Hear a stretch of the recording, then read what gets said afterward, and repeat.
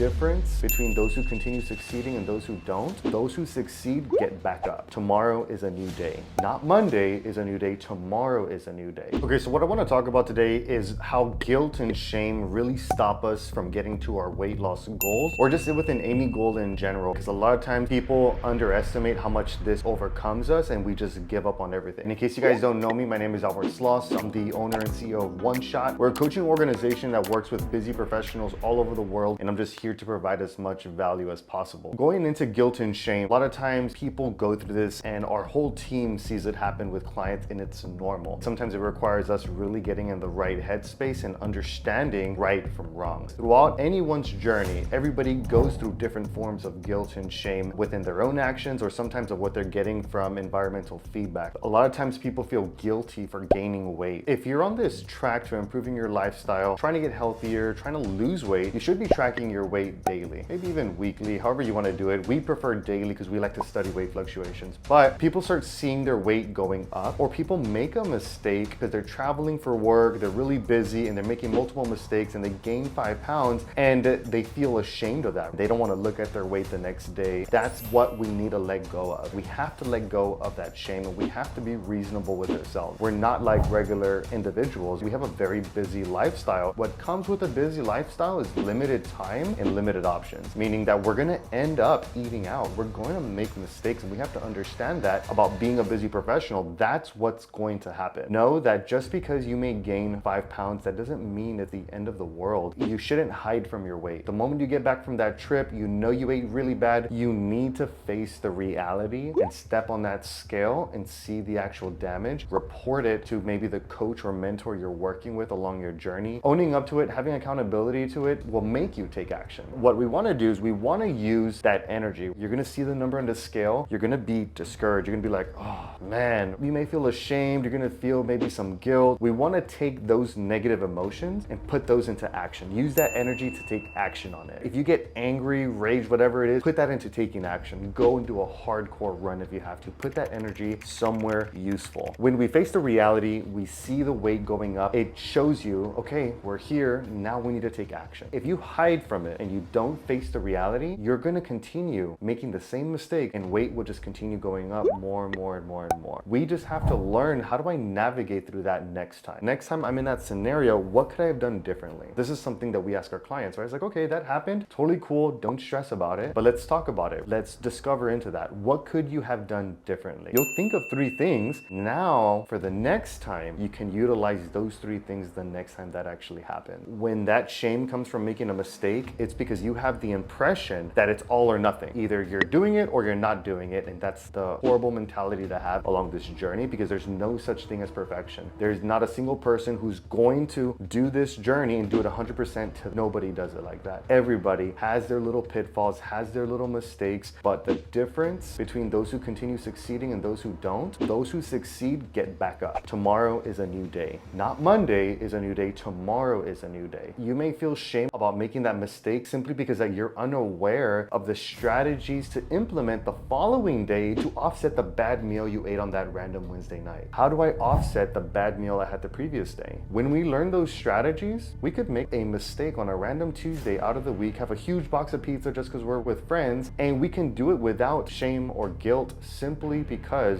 we know the strategies to implement the next day. The last part of this is the expectations you set on yourself. We work with a lot of very high performers, a lot of entrepreneurs, a lot of doctors, lawyers, and the common characteristic is that they're high performers. Comes with very high expectations. Those high expectations will be our downfall in this journey, because we want to perform way up here, but the reality is that due to the lifestyle we have to humble ourselves and know I'm at the beginning stages of my journey and I'm going to make mistakes, and that's okay. There's nothing wrong with that. Lowering your expectations is being reasonable with yourself. You're not in college anymore. You have responsibility. Who you were 10, 20 years ago is very different to who you are now. 10, 20 years ago, you didn't have as much money as you have now. 10, 20 years ago, you did not have as much responsibility as you do now, because who you are now is very different compared to 10 years ago. Now, you have a business, you have a career, you have a wife, you have kids, you have all these other stresses, and you have to underline, I have all these things that I have to take into account so that whenever you make a mistake, it's not coming up with an excuse. It's just say, hey,